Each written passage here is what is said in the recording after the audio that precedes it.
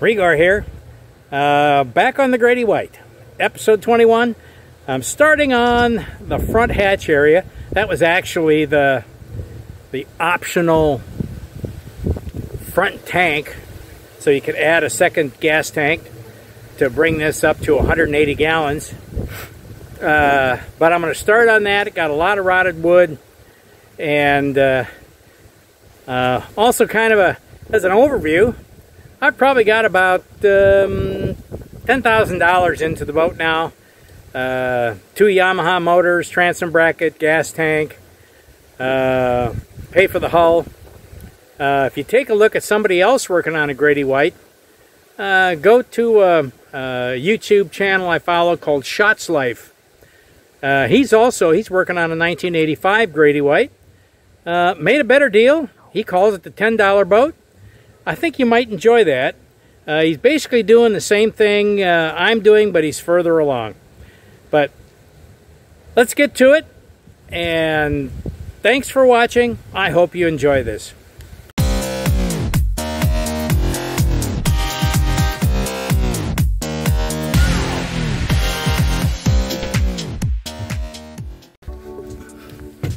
Okay, got the front hatch off.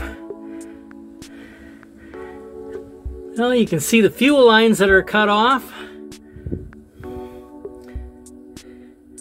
And, yeah, I'd say we got some rot.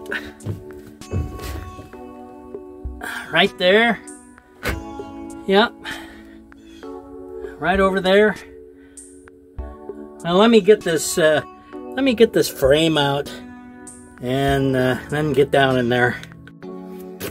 Well, as you can see, this was the space for the optional offshore gas tank, and you can also see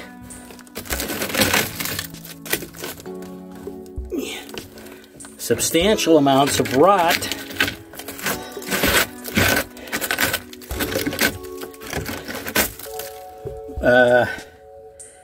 because basically in 1984 Grady White didn't choose to run the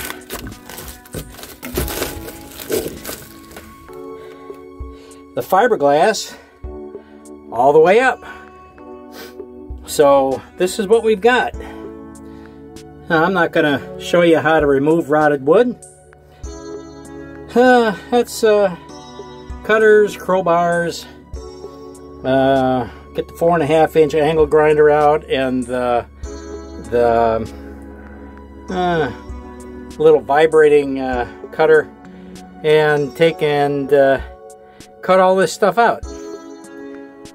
Okay, when this is plus a vacuum cleaner, when this is all cleaned out, I'm not going to be using the optional front gas tank.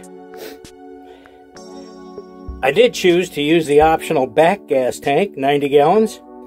I say optional because if you don't want to go anywhere, the boat would look nice, but it wouldn't need any gas. So this will probably be put into use for something else. One of the thoughts I had was put a big hatch in it and stick a cooler under the floor or something like that. I'd be open for ideas. Okie dokie. We're making progress. Well, this is kind of an interim report here on the forward hold. Got a lot of the fiberglass off, got the front. And of course, as you see, it continues on towards the nose of the boat. So I gotta crawl under that floor. That's always exciting. But like I say, I've kind of got parts of it cleaned up. Need to work now on the rotted wood.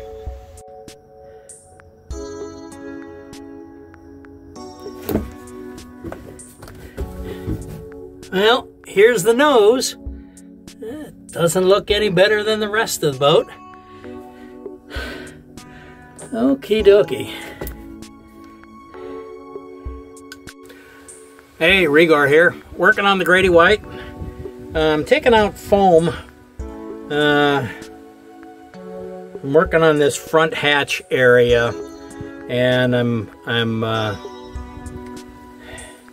prying out some of the foam and the bad wood. Let me show you.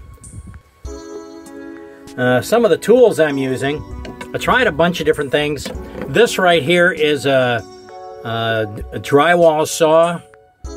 $7 from Harbor Freight. Of course, claw hammer with some straight claws.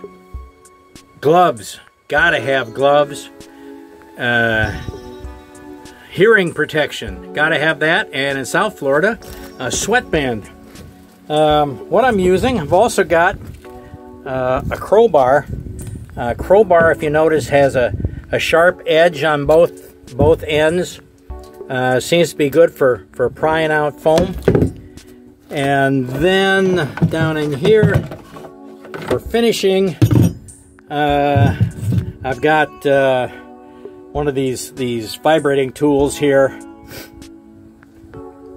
Harbor Freight's finest, and that's used for fine cutting of the wood, things like that. And of course, the ever popular angle grinder. These are the tools I've been using, and a bucket for foam pieces, and of course the big piece is wood. You just kind of throw those over the edge and pick them up. So I've been cleaning out a lot of the foam.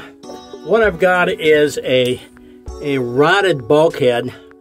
Now if you look, this has stringers right here, bow to stern of the boat, and somewhere right about here under this deck is another stringer that goes to the stern. And so I've got rotted wood, and I've been cleaning it out. Oh, the other thing I can't do without these Husky kneeling pads. They're about 1 inch thick, $10 a piece. When I'm laying down in the, on the floor here, this fiberglass kills your knees, and I lay on those pads. But what I've been doing is I take the saw and I cut through this saw right here. I take and cut through the foam in a square pattern, and I just keep on cutting, and then I take the pry bar and the claw hammer and just keep on breaking out chunks of foam. Now the real question here, I'm going to take out these seats, and the real question, to replace that bulkhead, if you take a look at it right here, the bottom half is good, the top half is rotten. Kind of like this right here, same situation. Most of the wood is good, and I mean I can square this up and put new wood in. When it comes to the cross braces, I don't know. Laying down here, taking the foam out, not a pleasant experience. I mean, you start with the pry bar, the claw hammer, and the drywall saw, cut it out, and then you take the vibrating tool and finish up on the where the foam sticks to the floor or the hull of the boat. That's right there. You know, I question whether I shouldn't just take and cut out this piece of the deck. I mean, all it is a hunk of fiberglass, and it's fairly easy to glue glue back in place. So maybe it'd just be easier if I cut it out right to the hull and right along. Now, actually, the real question is whether I want to keep this seat platform. We're going to put different seats, something with a whole lot more cushioning, and I can mount it to this platform. If you take a look, I've already got a crack here, but just cut straight across here and then dig the foam out from the top and put in new stringers, and do that on both sides. Basically take a Sawzall and cut here over to the wood, to the hull and out, and I got a Sawzall, and cut the hull out and put it back together when I'm through. Put a new brace in. That's kind of my thoughts. I'm still working through this. Supposed to rain tomorrow. Well, we'll see what happens. I got time to think on this. So we'll kind of see what happens. And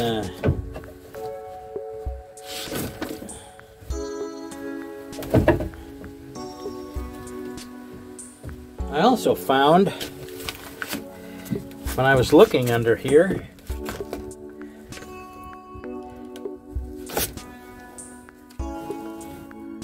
I don't know if you can see it.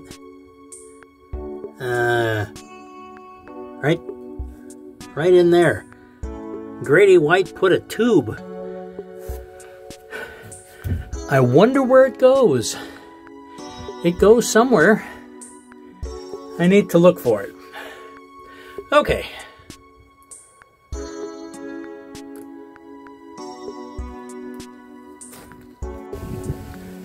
Hey, Rigor here. It's rained this morning, and it's windy, and it's heading down towards 50 degrees. So basically this episode, it's getting a little long. I'm going to bring it to a conclusion, and we'll start the next episode. Still working on the front hatch. I've decided I'm going to take out the floor. I ordered some fiberglass L brackets from McMaster Car. They'll be here on Monday. Tomorrow I'm putting the new front wheel on the trailer. That's hurricane damage. But we'll kind of, as you can see, I got a sweatshirt on. It's in the 50s, down from the 80s. So I'm going to wrap this episode up and start on the next one on Monday. I hope you enjoyed it. If you did, please like and subscribe, and thanks for watching.